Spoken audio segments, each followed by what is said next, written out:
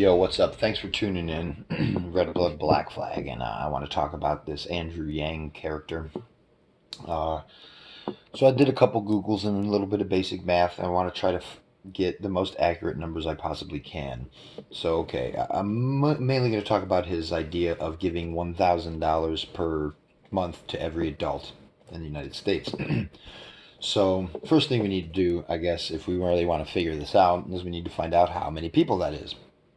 So what I've done is I've went to census.gov and I've looked up some statistics, and I think the best thing I could find are the estimates that so population estimates July 1st, 2018, 327,167,434. And I'll round down or up if need be to make things a little simpler, but so underneath that we have persons under 18 years in percentages. So and it's 22.6. So they're saying about 22%, almost 23% really, I guess if you round up, 23% of persons are under 18. Okay, so that means the rest of them are adults technically. And so if we do a little bit of math, I just rounded it to 20% and we'll leave 80%. So what's 80% of 327 million is 261 million. So that means 261 million adults will be receiving $1,000 a month if, by these numbers that Andrew Yang, or by I guess the only number he's given that I've noticed is the $1,000 per month. I haven't seen him actually do any multiplication insofar as how many people is that and how many dollars is that. But maybe he has, and if he has given these numbers out and you're not a little bit worried, then I guess you just really don't have much concern. But so, okay, I used to round up to 300 million because it just made it so much easier. But so basically what that means is if there's 261 million people and they all get $1,000, that means we're at 261 billion, right? So that's his annual cost of his so-called UBI of $1,000 a month per every adult. So he'd be spending $261 billion a month to give this money out. And you don't think that's going to wreck the economy? Rounding up, that's almost $3 trillion a year for 12 months, right? So his annual costs rounded up are about $3 trillion. $3 trillion a year to give roughly to give every adult $1,000 a month. I mean, you're all going to starve to death before you can get your first UBI check. I mean, obviously, there's no government agency that has a budget of $3 trillion a year for good reason. I mean, could you imagine what the economy would look like if the government started siphoning out 260 or $300 billion a month in order to give it out in the next month? I'm sure people would think like, well, it would be good because they take it from the rich and give it to the poor. And it's like, well, you don't understand how pricing works, basically, because the prices in the market are going to reflect the fact that the government just siphoned off $300 billion. They're like, oh, man. I mean, where are they going to get that money? Whether they get it from workers or producers or capitalists, the entire economy is going to be affected by the fact that they're taking so much money out of it. And then $3 trillion. I mean, and people complain about the military-industrial complex, which I'm right there with them. I don't think that they should be doing that either. But this dwarfs the military budget, right? I mean, he'll run through the military budget in the first quarter of the year if he's lucky. Maybe even before then, depending on what the population looks like. And so somebody said that there's a video from his interview from Real Time with Bill Maher, and somebody was like, oh, the opposite of Trump is an Asian guy that knows math. And it's just, I mean, if he really knows math, he just must not understand how economies and how the state works, because if you think it's not going to be a majorly horrific event for the state to start siphoning off $3 trillion, I'm not even sure the state siphons off that much anyway. I don't, let's see. Let's Google how much tax revenue does the government collect every year, or something like that. Let's see. How much tax revenue does the U.S. government collect? There you go. Somebody already looked for it, I guess. Okay. So, sadly, the government collects about $3.9 trillion in a year on income and payroll taxes. Income tax is where they collect the most.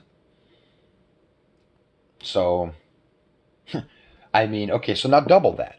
Because if you want the state to continue to operate based on what it's doing, maybe get rid of 500 or 900 billion here or there for the military, you're still doubling it. You're still doubling it if you want to add this into there, because it's 3 trillion a year. So the government, as it stands right now, collects 3.9 trillion, almost 4 trillion in a year in taxes. You know, now you're at 7. Now you're at 7 trillion a year in taxes that the government collects. I mean, that's insane. That's totally insane. And now, exchange rates come into play and everything like that, but, the dollar is practically worthless compared to what it was a century ago. So, these numbers are a little misleading in that fact. Since the dollar is worth less, of course, the numbers are going to be higher, right? If they're going to want to try to collect and continue to operate. But so as it stands, the government right now collects 3.9 trillion. It can't even operate what it's doing.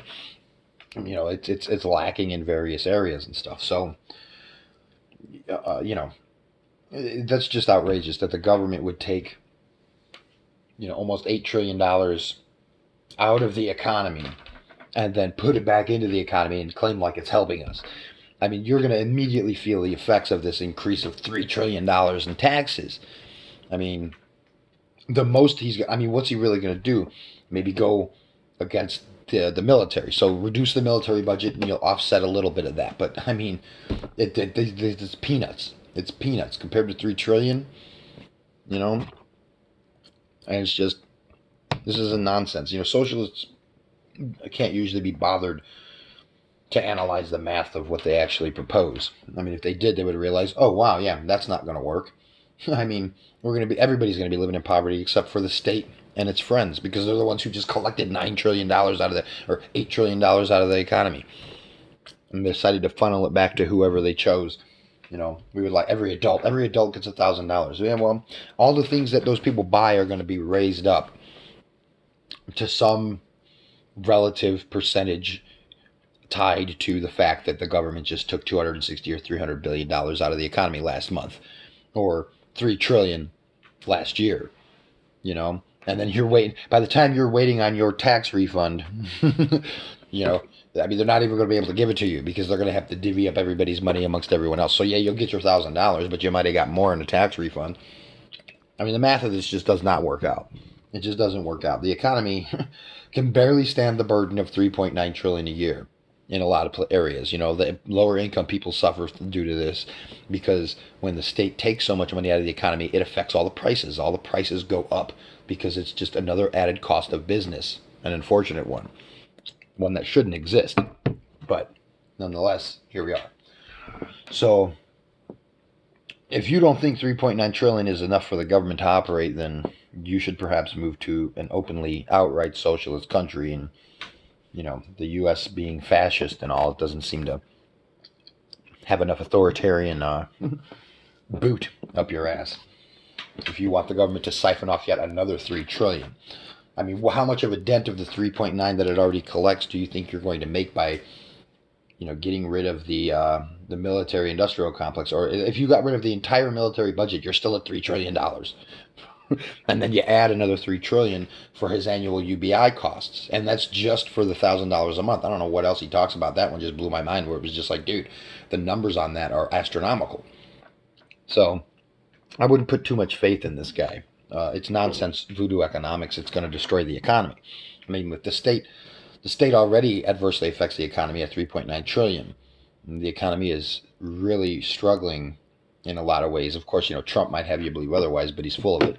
He's just another one of these Keynesians in disguise